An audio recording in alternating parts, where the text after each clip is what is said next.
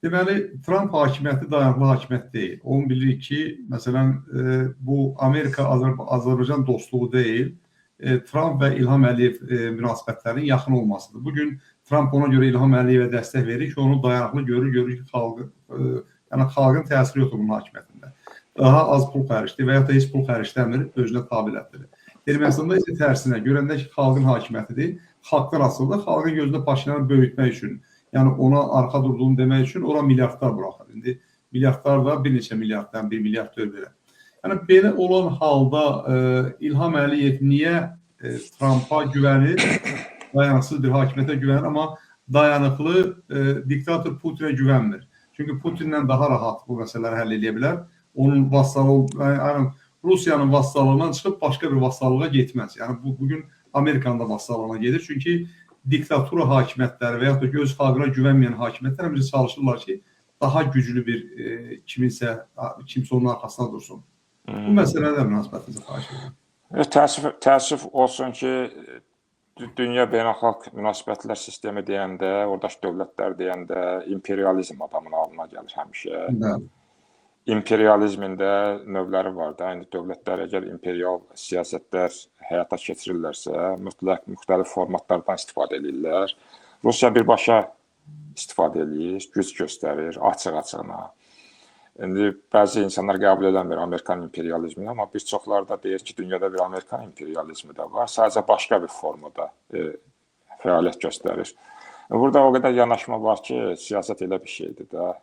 50 dənə yanaşma var, mən hamısını bir açıqlaya bilərəm. Məsələn, tənqid nəzəriyyəsi necə yanaşır, marksizm prinsiplər üzərində qurulub. Misal üçün, feministlər necə yanaşır, globalistlər necə yanaşır, realistlər necə yanaşır, məsələn. Ancaq bizim buna vaxtımız yoxdur və bu çox maraqsız olur hər kəs üçün. Yalnız bunu iddia edənlər var ki, bir Amerikan imperializmi də var. Ancaq bir şey var ki, Amerikan dəyərləri də var da. İmperializmi var, doğrudur. Mən buna inanıram. Tutaq ki, o imperial institutları da ki, vaxtla ABŞ yaratmışdı çoxunu, ya da iştirak eləmişdi. Onların hamısını Trump onsuz da dağıdır, ya bilərək, ya bilməyərək.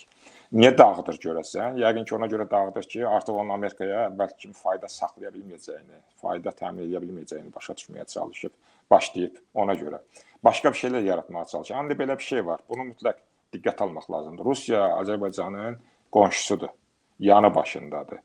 Yəni, istədiyi vaxt həqiqətən qurudan girə bilər Azərbaycana.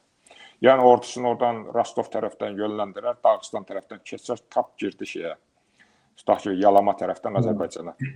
Çox da ciddi problem olar. Necə Gürcistana getdi? 2008-də girdiyi kimi.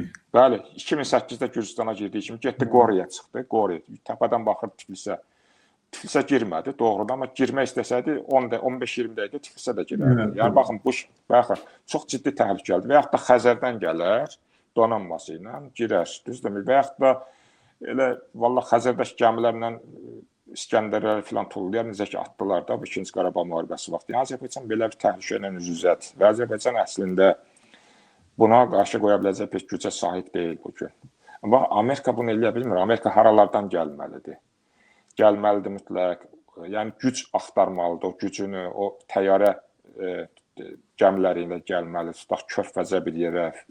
Yəni, bir coğrafi uzaqlıq var. Yəni, ona görə də Amerikanın o təhlükəsi o qədər deyil. Bu birincisi. İkincisi, Amerikada istər daxildə olsun, məsələn, Amerikanın daxili sistemində, istərsə də fərq yox dünyada mütləq elədiyi hər şeyə bir legitimlik qazandırma şeyi var, məcburiyyəti var. Yəni, necəsə bir legitimlik qazandırmalıdır. Rusiya axı legitimlik filan da o qədər qazandırmır. Sadəcə deyir ki, bizə təhlükədir, vəssalam, necə ki, Ukraynaya girdi. NATO genişlənməsin, vəssalam. Yəni, dolayısıyla Rusiya çox daha təhlükəlidir. Yəni, məsələn, Rusiyanın vassalı olacağına Amerikadan asılı olmaq çox daha məqbul bir şeydir. Amma Amerikadan çox asılı da olmursan, qarşılıqlı bir iqtisadi əməkdaşlıq söz mövzusudur burada.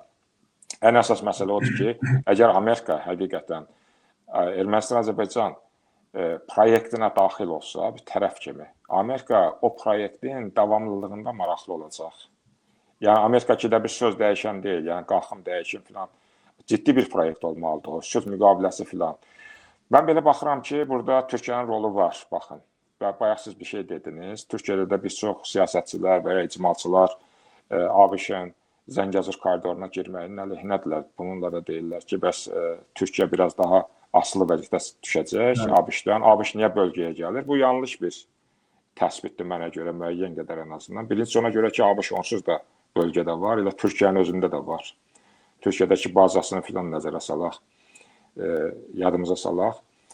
Suriyada var, İsraildə var, Körfəz ölkələrində var. Demək olar ki, hər yerdə var. Burada biz nə bilim, Avropada var, minlərlə bazası var ABŞ-ın. ABŞ təzə deyil ki, burada bir də deyərsiniz niyə Zəngəzura gəldi. Zaten yanı başımızdadır, bu birincisi.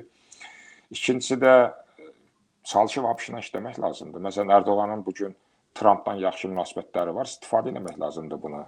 Məsələn, nəyə görə Amerikanı müəyyən dərəcədə deyək ki, bu Türk dünyası proyektinə daxil eləməsinlər? Vaxtilə 90-cı illərdə Amerika istəyirdi. Onun üçün Türkiyədə xüsusi institutlar yaratdı, ora milyardlarla dollar pul verdi. Mən o vaxt deyək ki, 5-10 il əvvələ qədər bunu ciddi şəkildə müzakirə edirdim. Türkiyədə bilən insanlarla. Özləri deyirdilər ki, o milyardları bizimkilər yedilər, dağıtdılar. Yəni, korrupsiyanın güdazına getdi o milyardlar. Halbuki o milyardlar vaxtilə verilmişdi ki, Türkiyə Orta Asiya ilə və Cənubi Qafqazla ciddi münasibətlər qura bilsin. Amma qurulmadı. Neçə ildir biz müstəqil olmuşuq? 91-dən bu yana hesablasanız 40 ilə yaxınlaşır. Amma baxın, biz o istədiyimiz bağları yarada bilmədik. İndi bir Türk dünyası proyekti var, birliyimiz var. Amma baxın, o da çox inkişaf eləmir, qabağa getmir. Məsələn, nəyə görə Amerikanın gücündən istifadə edib bunu möhkəmləndirə bilmirlər? Məsələn, belə şeylərə vaxt ayırsalar, məncə çox yaxşı olar.